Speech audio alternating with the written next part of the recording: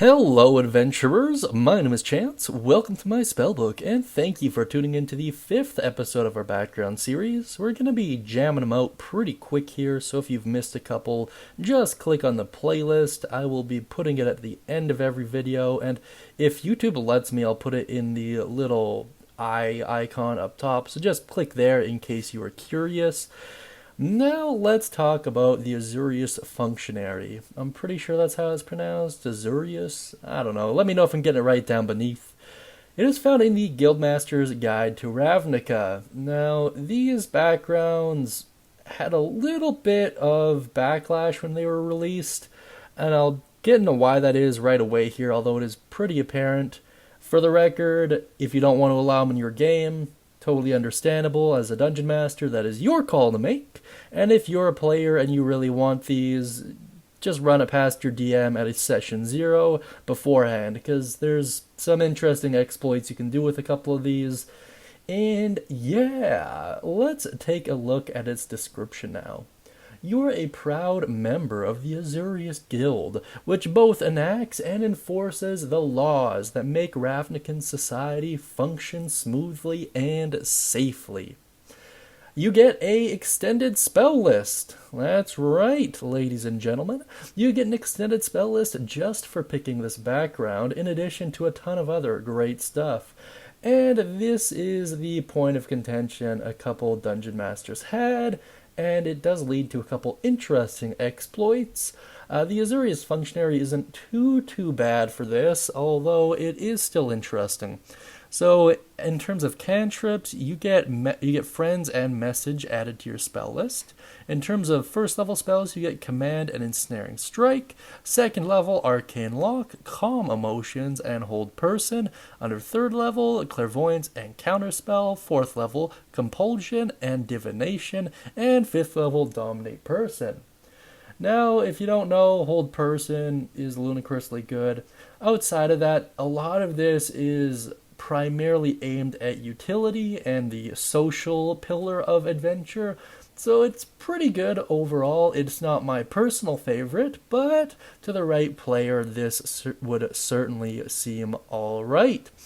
Now let's move on to its mechanics. Under skill proficiencies, you gain access to insight and intimidation, which are both quite useful, especially if you're playing the actual role of an enforcer or a lawyer or judge. It's certainly useful to have. Under languages, you get 2 of your choice, which is very nice. No tool proficiencies, however, so think of that what you will. However, for the context of the background, it does make a lot of sense.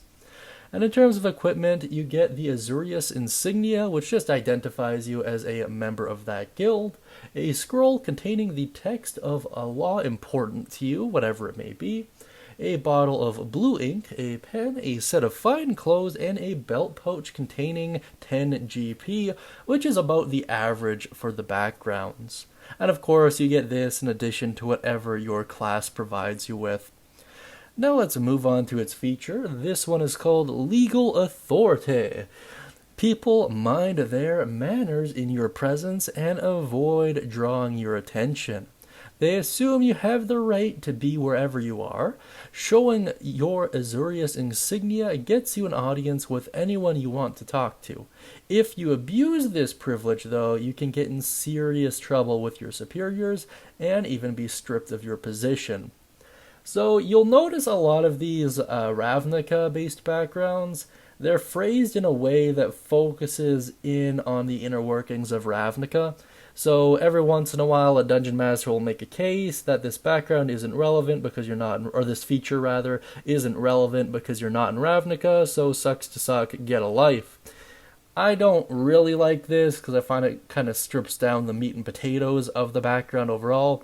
So if you would like to make it so everyone recognizes, regardless of where you are in the material plane, that the Azorius Guild is well known throughout the legal world as kind of being arbiters, judges, and just practitioners of law in general, and because of that, they carry a certain weight when it comes to their testimonies or things of that nature. I think that's a pretty good way to do it, and in terms of a party member abusing this privilege, you could just have rumors circulate about someone pretending or a rogue Azorius guild member going around terrorizing people with his band of thugs, and that would of course refer to the party.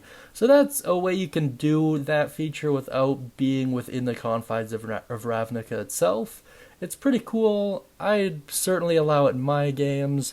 However, there is a definite drawback to this, and that is people are going to be less likely to reveal shadier deeds when they're in your presence, so this might lead to some interesting party dynamics where in the public light, when you're dealing with nobility and just higher ups in society, you're the one that takes the point.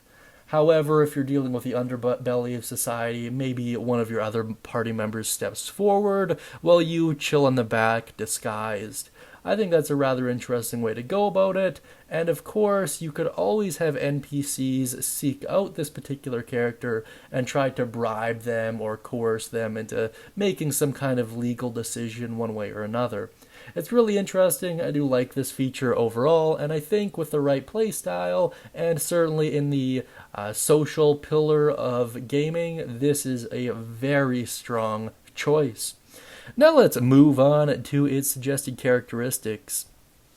So this is kind of what I was aiming for here, was more of a stone cold Punisher-esque law enforcement figure, or maybe even like Judge Dredd. So under personality trait, I try never to let my judgment become clouded by emotion. Under ideal, punishment, a public display of consequences, is an excellent deterrent for other criminals, and this technically takes you more towards the evil direction. Under bond, I tried and failed to prevent a murder, and I have sworn to find and arrest the perpetrator. And under flaw, I was traumatized by witnessing a crime as a child. Now, if you think there's any other cool pulp culture individuals that this could line up with, let me know down beneath in the comment section. But I overall really do like a lot of these suggested characteristics for this particular background.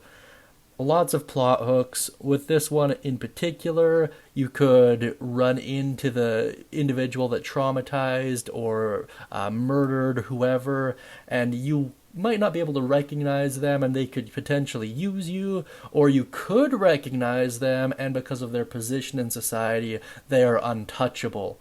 And because of that, it leads you to kind of operate outside of the law by which you swore to uphold in order to gain your own sense of justice. And depending on how they go about that and how well it's executed, there could be drawbacks or reward incentives or things of that nature. Very cool overall, and that would of course lead to some pretty significant character development. Maybe let them drop that facade of being unemotional and kind of let themselves break down and rely on their party members a little bit more.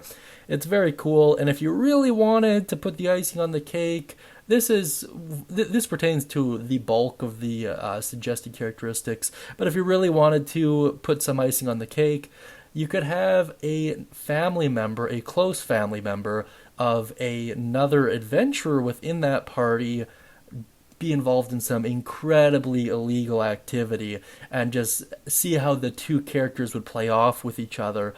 One would be up trying to hold the law and apply it to everyone, and the other would be trying to explain how their uncle or brother is just a product of circumstances, and just justify it in their own given right.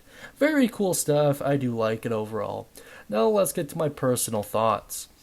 If you can't tell, I really do like the Azorius Functionary, and to be completely honest, my favorite background of all time is one of the Guildmaster's Guides to Ravnica backgrounds, so I'm a little bit biased in that regard, but I think it's really strong. I like its spell list. I don't think it's particularly overwhelmingly good, although, especially when you get the Warlock involved in this nonsense, that extended spell list can lead into some real headaches. However, there are far more tools in the DM's toolbox than there will ever be in any characters. So just DMs bear that in mind, right? It's not completely unbalanced to a point of being game breaking. Just be mindful of it. In terms of their mechanics, they're pretty strong as well. The lack of a tool proficiency might be a deterrent to some. However, based on whatever you have for your class, you might have enough to work with that alone, and this is relatively inconsequential to you. Legal authority as a feature can be incredibly strong depending on how your DM wants to execute it, and it will lead to some interesting plot threads, and it'll put you in some interesting scenarios as well. And the suggested characteristics, I think, are just as strong as any, if not, maybe a little bit better. That being said, feel free to use code WELCOME at the Guildhall to get a free one-shot.